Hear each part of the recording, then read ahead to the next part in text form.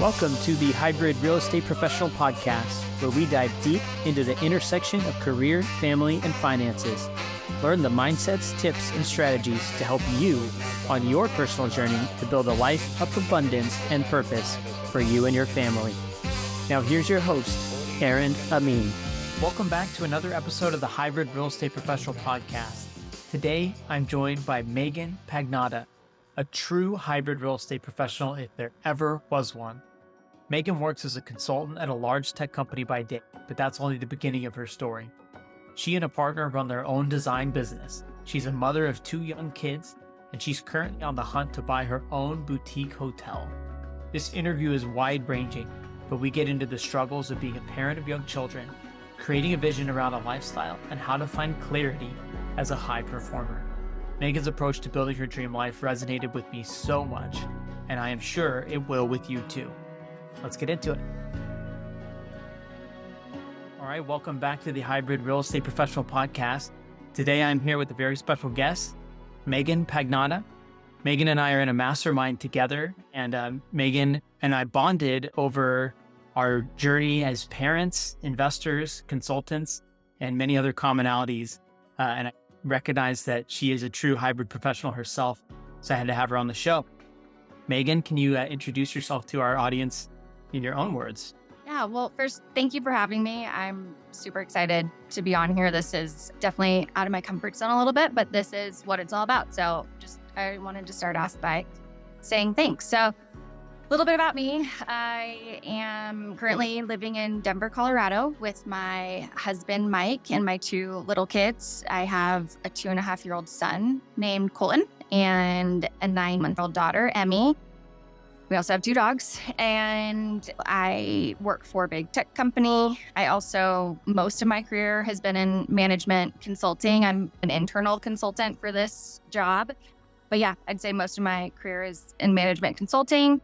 I also own a design firm that I am actively working on, and I am just starting my pursuit of buying my own hotel, which I'm at the very beginning of that journey. Yeah, and I'm really passionate about travel, which kind of lends to our design firm as well as the hotel buying. And I am really passionate about philanthropy. I've got a couple of organizations that when time allows, I try to be really involved with. So a little bit about me. You've got quite a few things going on, and I want to get into a little bit of each of them. Yep. Let's start with kind of your career journey. So you worked internal consulting for a big tech company, and prior, I think you said you worked at a different management consulting firm. Yep.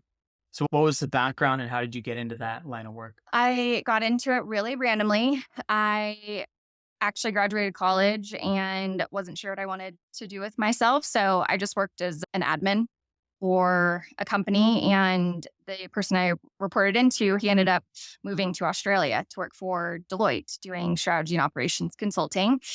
I had previously lived in Australia in high school and absolutely loved it. And I just developed a really strong relationship with him. And he moved to work for Deloitte and just called me up one day and said, "Do you want to come work for me?" So went through the interview process, which is not easy when I could not really catch some of the Australian accents and what they were asking me. So I'm actually shocked I got the job, but it was by far one of the hardest experiences of my life, but it was really rewarding. And I attribute a lot of that job and my success now from the skills that I gained from that. And it allowed me to travel the world, which I think I can never complain about. So I worked there. I ended up doing a little bit of independent consulting for myself in Australia for a while, which was fantastic. And then I missed being here in Colorado. So moved back here and I've worked for some unique firms, but it's all been consulting related. That's amazing. Yeah. So you had an accidental entrance into the industry, but then you were able to demonstrate some competence, develop some skills, and turn it into an entire career path. And so you mentioned that there were some skills that really served you well. What are some of those skills, and how have you mapped those to other areas of your life? I think a big one is how to really understand what problem you're trying to solve. A lot of times we think a surface solution is going to work, but using data to understand, okay, what is the actual problem that I'm here to solve? But then the challenge of that is how do I then communicate that problem and my recommended solution? So it's a lot of storytelling and trying to bring your client along this journey with you to understand why you recommend it, what you're recommending, which is an art. So I think really learning how to problem solve is huge.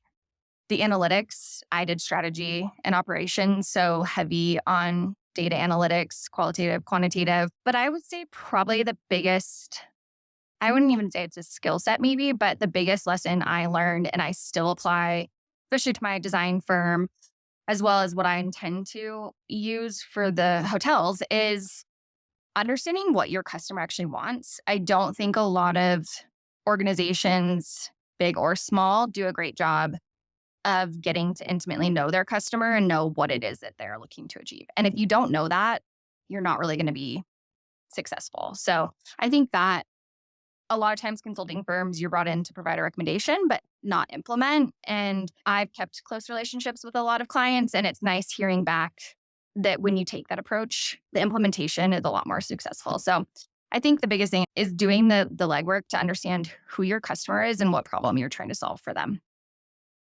I love that. Yeah. So the analytics are the flashy part, the strategy is the big buzzword, but really it boils down to just like understanding the problem, listening, putting together, observing, probably less talking, more asking, and then of course putting together a thoughtful recommendation for what you think the problem is. Yeah. And then to your point, like that maps over to a service-based business where you have to really start to understand what your customers want. So you obviously have the entrepreneurial itch, right? You started a business, you're now looking to expand and buy a boutique hotel. That stuff doesn't happen to someone who doesn't have that internal entrepreneurial drive. So where did that come from? And has that always been with you? I don't know. I don't really have any entrepreneurs in my family or my community, which is why I chose to join the mastermind that we're a part of, to be surrounded by those individuals. But I've always wanted something a little different. I have never been one. My performance reviews were always tough because it was hard for me to genuinely tell them what I saw as my career at that organization. And mainly because I just don't have a desire to climb a corporate ladder or be head of a large company. And I think a lot of it also comes down to I am really passionate about travel. And ultimately, I just wanted an ability to do that more and not be tied down by a couple of weeks here and there for time off with your regular job. But really, it only just started coming out recently when I was on maternity leave with my daughter. And I have a son who is in daycare, and I hate it. I hate them being taken care of by other people that I don't really know. And this rush in the morning, this rush in the evenings, just so I can be present for a job that isn't really fulfilling. Or yes, I make a great salary, but I don't enjoy it. I don't thrive off of it. And I just know how short life is. And I want to be really present. And you can see people, like, you listen to podcasts, you hear people talk about this life that they're living in. I know it's possible. I'm a hard worker. I'd like to think I'm fairly intelligent. I know it's possible. And I just got tired of thinking about it and knowing I wanted something different and not doing anything about it. So I actually started, while I was on maternity leave with my daughter a couple months ago. You know, it's so helpful when you have, as tough as those moments are, when you have a moment like that where you realize, like, this is not what I want for my young kids and my family. I want to be around. And it is hard. My daughter just started daycare 3 months ago. We moved recently. And one of the big reasons we needed to move was to find daycare. Yeah. And we're okay with it. She goes about 6 hours a day. She's not doing the full time. Mm. My wife is still able to spend a lot of time with her at home. And I still get to get up with her in the morning and put her to bed at night. Yeah.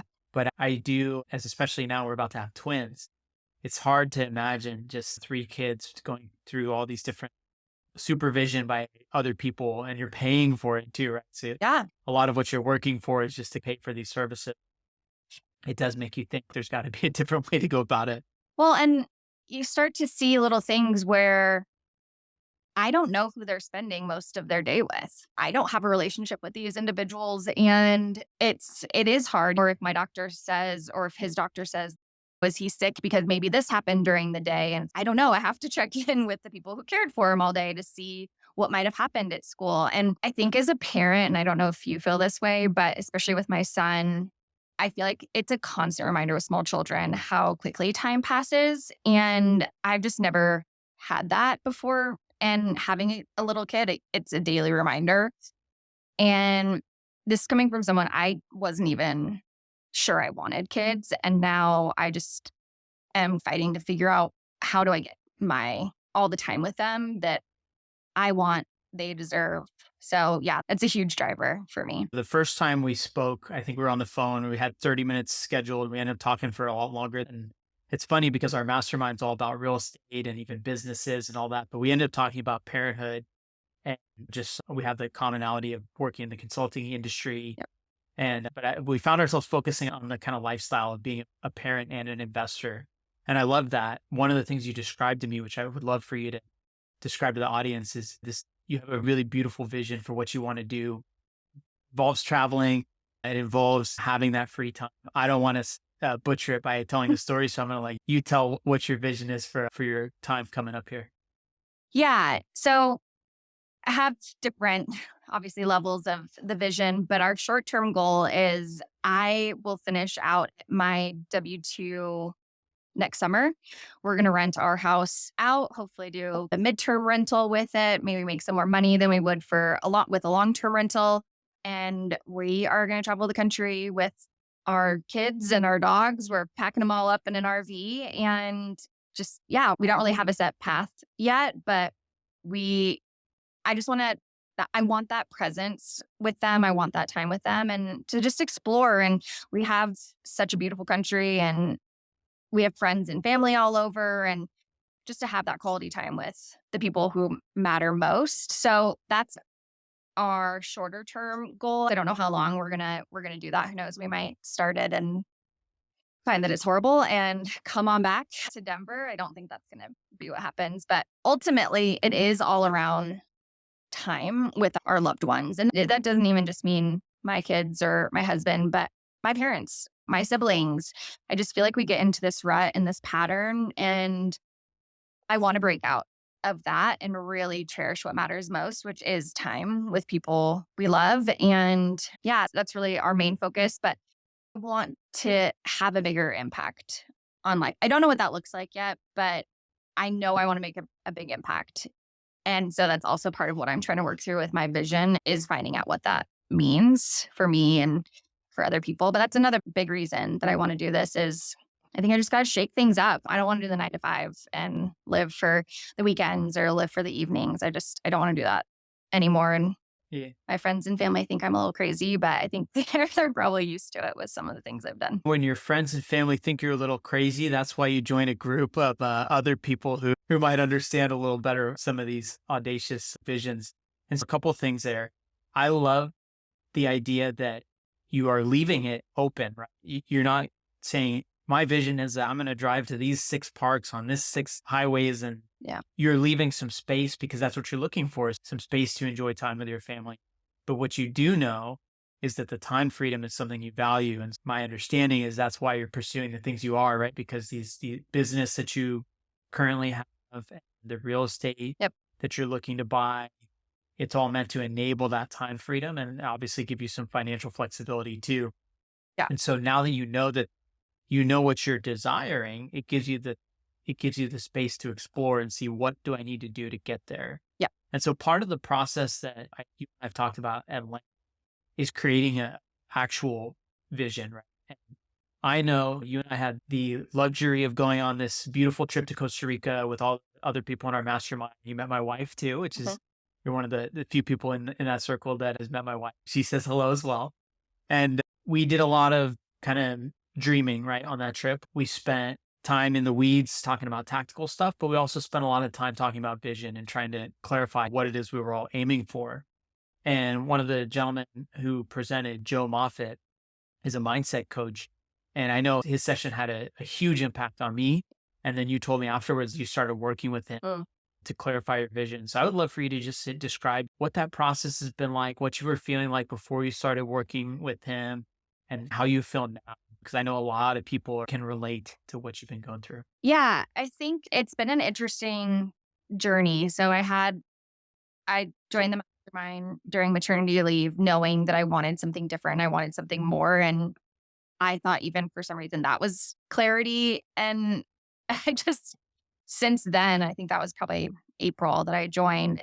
It just, I went through this process of trying to figure out what that meant for me, trying to constantly hear, take action, just pick something and take action. And I would try to go down that path, but it would lead me to, okay, this isn't going to happen fast enough, or this isn't really leading to the time that I want with my family, or, oh, this isn't, I don't find any excitement or motivation in this. And so I just circled. And as someone, I want to take action and I can be an overthinker. I just got frustrated. And we go to Costa Rica, which I know I needed that kick to make some more changes. So went to Costa Rica. And it just became really clear. Joe did this exercise of saying, okay, what's your vision? And I just see everyone writing furiously about their 10-year vision. And I'm like, I think I was probably doodling just to make it seem like I was right on, and I wasn't. And then he said, okay, what are your 5-year goals? What are your 3? What are your 1? Like, what are you doing tomorrow to hit your vision in 10 years? And I was like, I have no idea. I couldn't even tell you. And I'm very much, if I have a plan, I will execute it. To me, that's the easy part. The hard part is coming up with that vision. And so I knew from that trip, I had to prioritize my vision and invest in myself more to take that coaching and have someone really guide me through and push me and challenge me on what does that vision look like.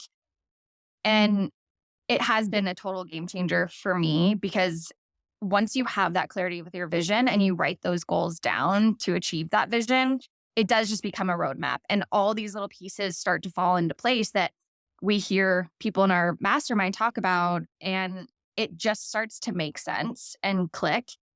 And even talking to people in our pods, our accountability groups, a few of them have even said, or people in the group that I've talked to, they're like, well, maybe I should do mindset coaching because you're so excited and you have this clarity and motivation. You could hear it when I talk. And I think that's really the power of working with Joe on that vision and creating the goals to help. And still very much work in progress. It will always be, but it's nice having that clarity. Yeah, thank you for sharing that. I think it's important, that you recognize that you could continue to take action. Mm-hmm.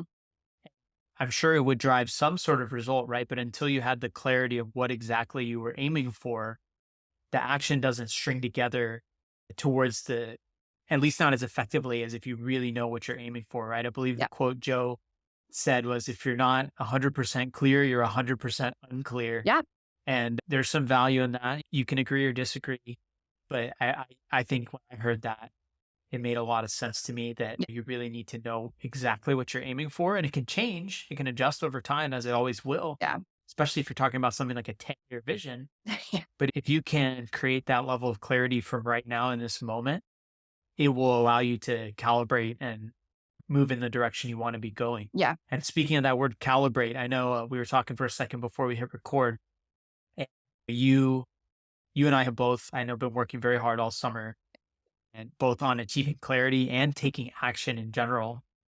And you mentioned that you were trying to make some adjustments to your time and your schedule to be more present. I wonder if you could just talk about what led you to that decision, and what exactly is it that you're doing to take better control of your time? Hey. It's a constant, I feel like, experiment and trying to adjust. And I know it'll always be like that. But I think one thing that Joe, again, said it in Costa Rica was, a lot of people pursue financial freedom, time freedom, but they stop before they get to that mental and emotional freedom. And that really stuck with me because I'm not looking to replace one job with another job.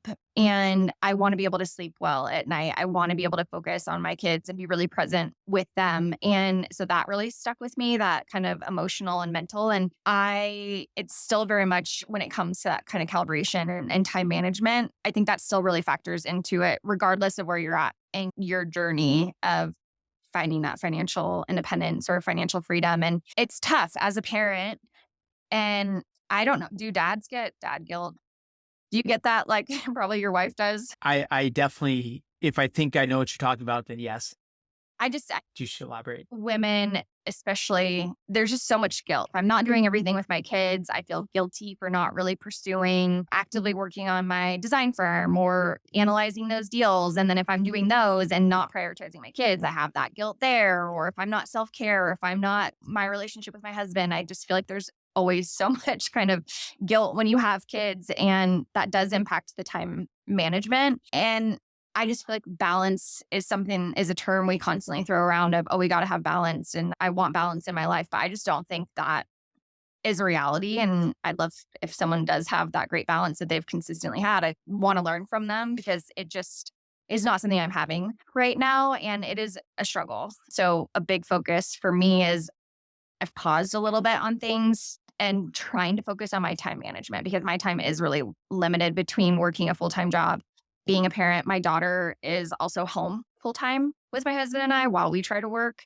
which is a different set of challenges, trying to schedule meetings and work during her nap times. There's only a few hours in the day where I can be productive, and I haven't nailed that time management of it yet. And I'm experimenting and testing what that's like for me.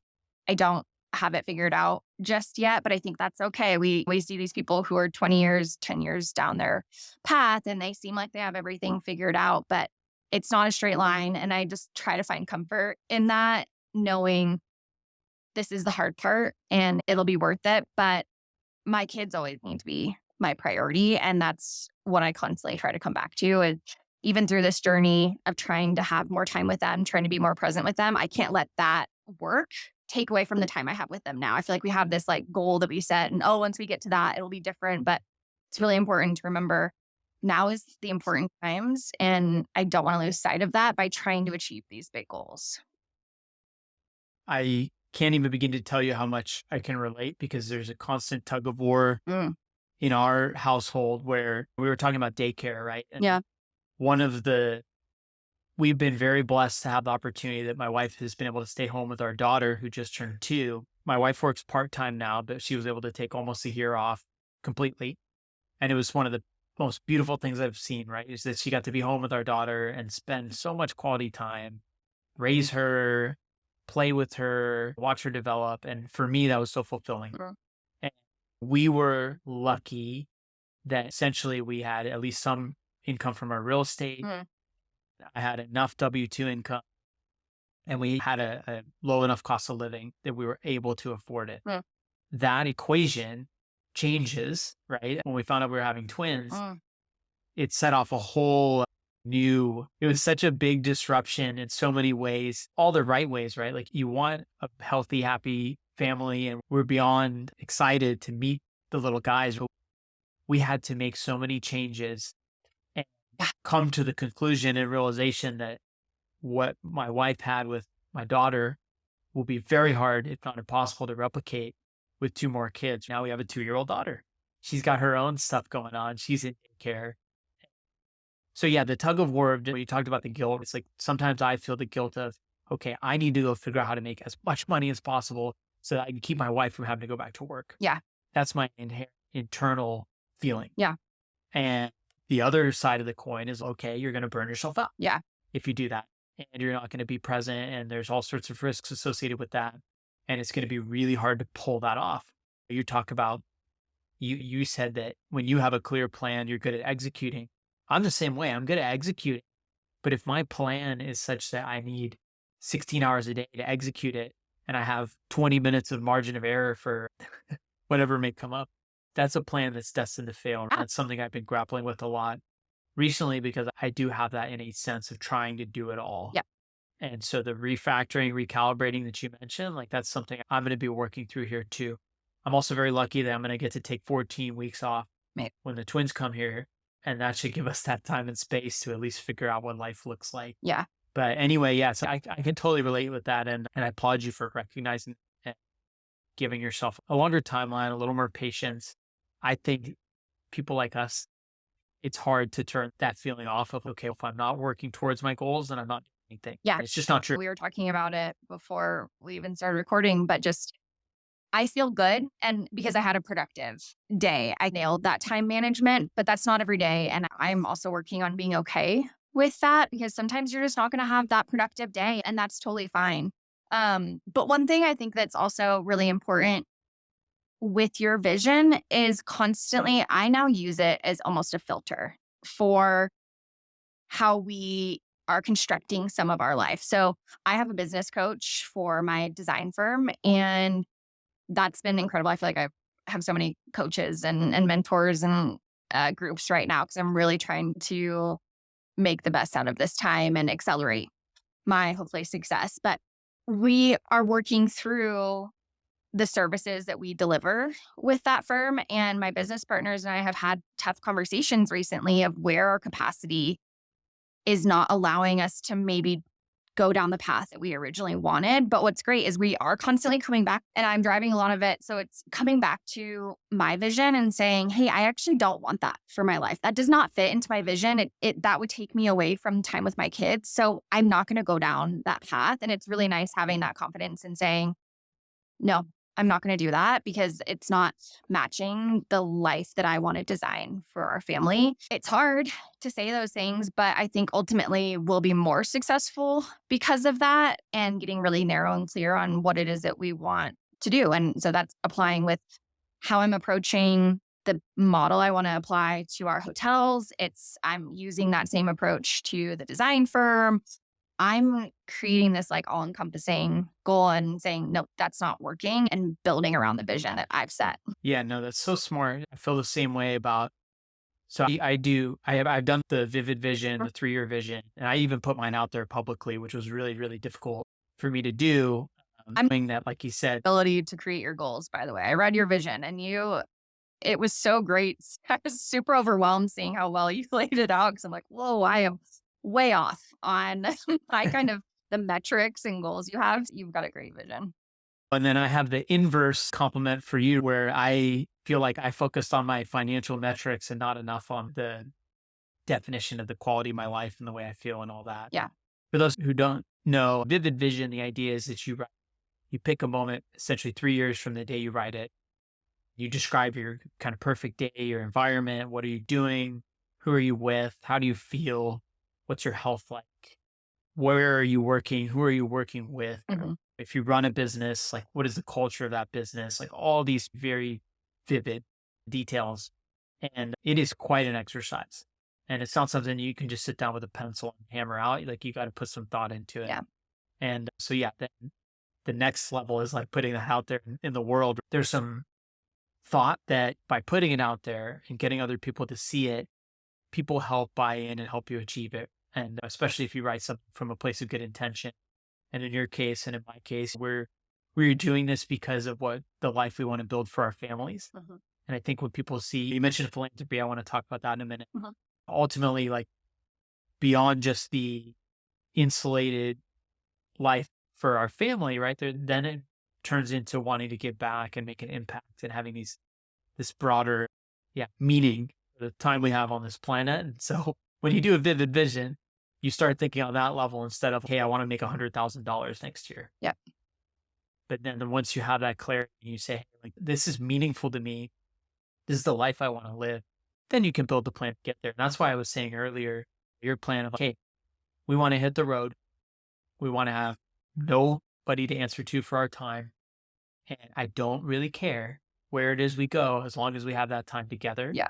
Like that to me is just as clear as my revenue projections for my coaching business that was in my vision. Yeah. So it's a different type of clear.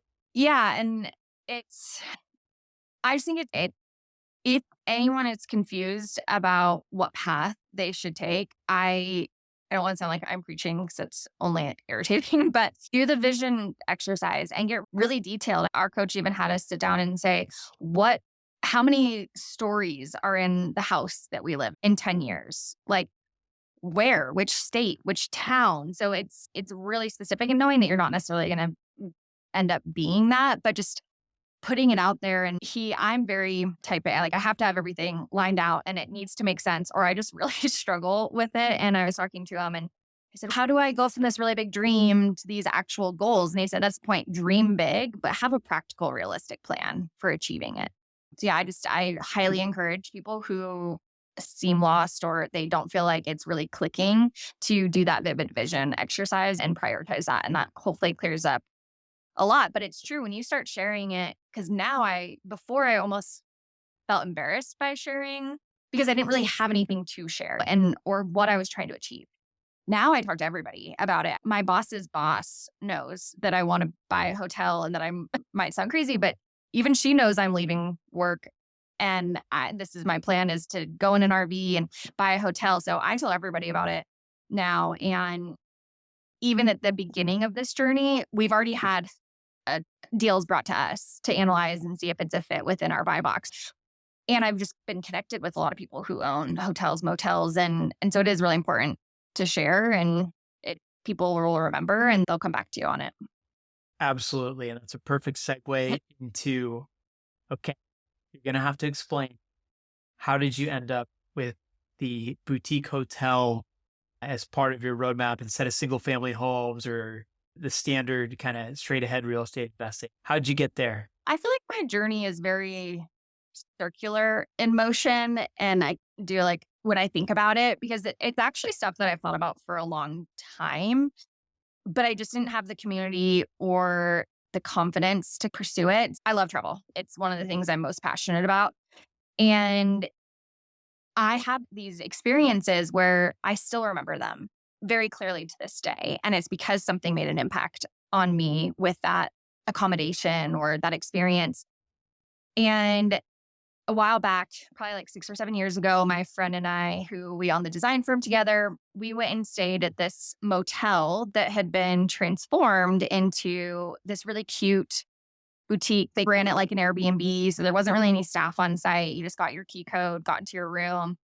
And we kept saying, this is exactly what we want. We want to own one of these one day. We're going to have a design firm that designs them. And fast forward a few years, we have a design firm that designs those. Our focus is really experiential hospitality. So we do the interior design, but also focus on the experience. And our clientele are boutique hotel owners. We've done tiny houses. We're currently in the process of designing 4 luxury tree houses for a client, which is so fun. And I never really thought that was going to be something that I said in my life. I can't design anything. I'm sure you can see my background. So I'm not a designer. That's my business partner.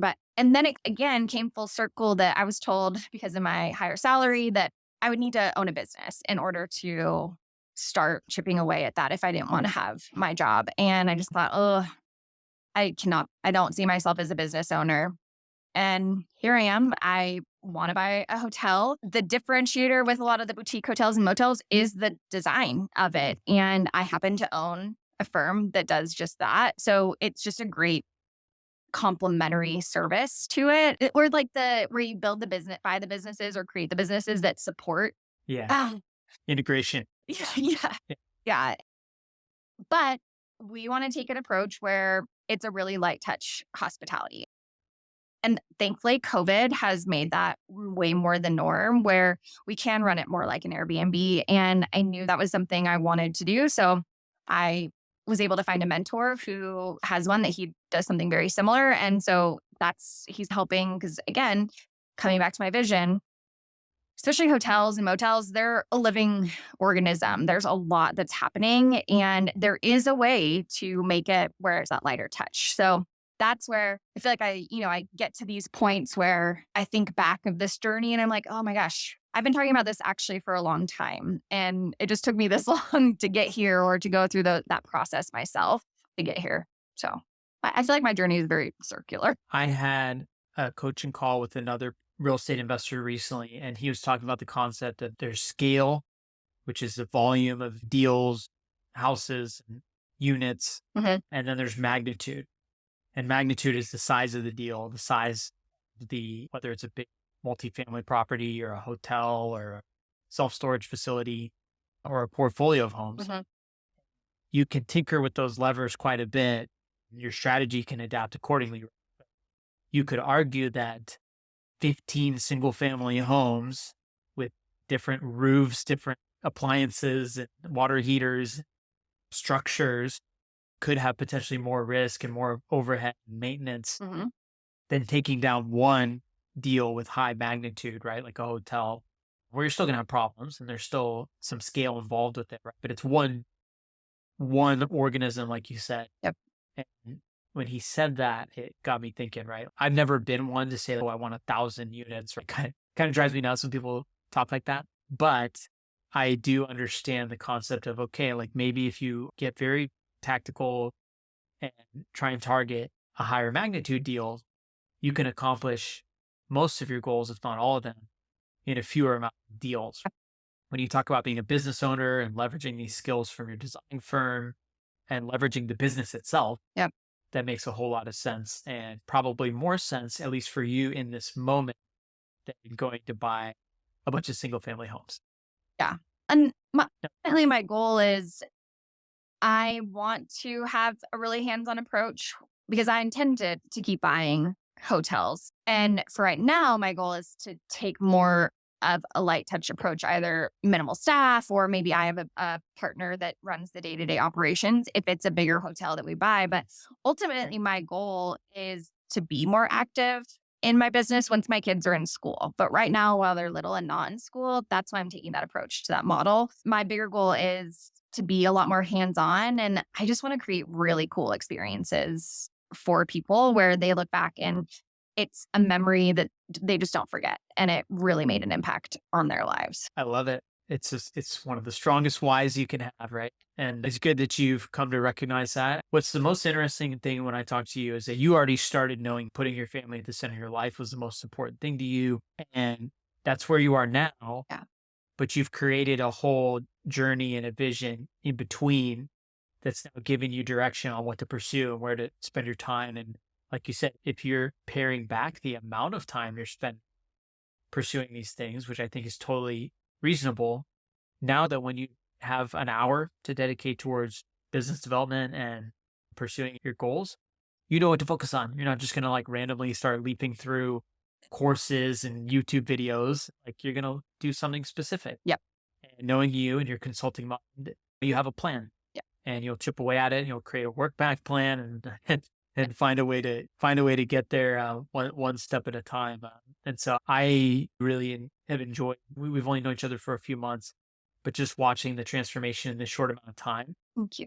And I have no doubt whatsoever that you were going to achieve your goals probably sooner than you would have thought when you started and joined the group in the first place. Thank you. I appreciate that. You have a free place to stay with your family at any of my hotels.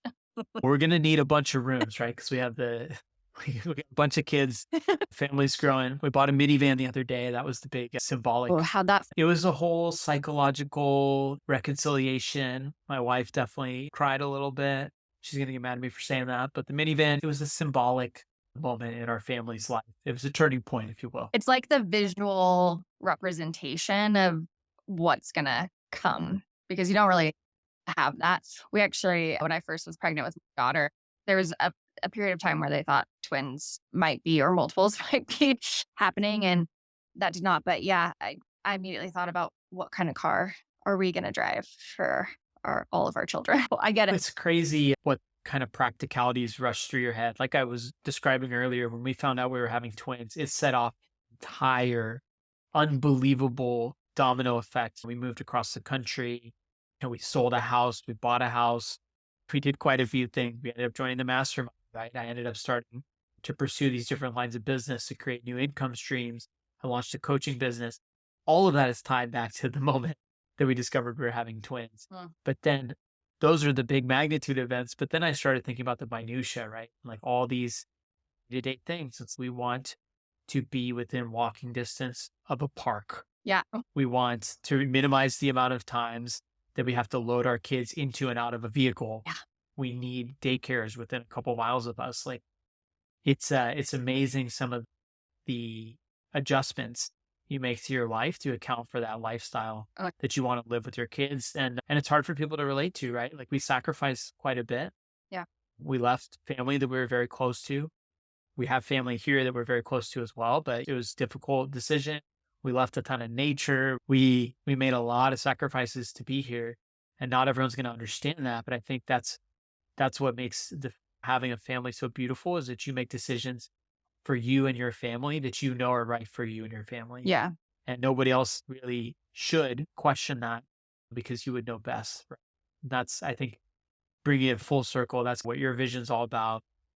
I know that's what my vision's all about. And thankfully, most of my family and friends, when we tell them, especially that we're going to leave our beautiful home, huge backyard, to be in an RV with our two very small children and our dogs, think that we are crazy. And half of them are like, I could not do that. Does not sound appealing to me, but we see that for you and that makes sense. And I think some of the beauty is if it doesn't work, you do something different. As long as you have that strong foundation and that core, I have a beautiful family. That's all that matters. And whatever happens from that, as long as a core we're good, everything else is fine. And I just feel like the biggest challenges you have in life always end up, and this is cliche, and I know everyone says this, but those for me have also been the most beautiful things come out of that. Maybe not right away, but it's good. It leads to good things. And yeah, that's some of the leaps that we're about to take, especially leaving a job that has a lot of security, because I do make a high salary. I have great bonuses. I get stock. I get all those things, but I'm about to lose all of that. And that's really scary, but I've done it a few times before and it always turns out way better than I could have imagined. So we're just going to go with it and be grateful for every day that we have together, because you just never know. We underestimate our ability to adapt. Mm. People feel so married to whatever they're doing in their current life, whether they like it or not. Yeah. Even people that are in jobs that they hate, they are afraid to leave because they don't know what's on the other side. And that's not judging, right? I totally understand. I understand the resistance to change because we become comfortable in the environments we're in. But I agree with you. Some of the most significant positive movements in my life have come from periods of great disruption. Mm. They've come moments of tragedy. Yeah. Those are also moments of inspiration. And I love it. And I think that's a great place to leave this. I've loved this whole conversation. Yeah. And I'm definitely going to have you back on here, hopefully soon, to talk about your new hotel that you're going to have here. Talk about its opening and its launch and have everyone come and stay. I will say, our design firm, I'm going to document that journey on our Instagram page. We're just, again, I'm not very good with social media, but trying to put myself out there. So I'm going to start documenting that process from buying a hotel, designing it, getting it up and running. You parlayed right into my last point, which is where can people find you? Where can people follow you on this journey? And how would you like them to stay in touch with you?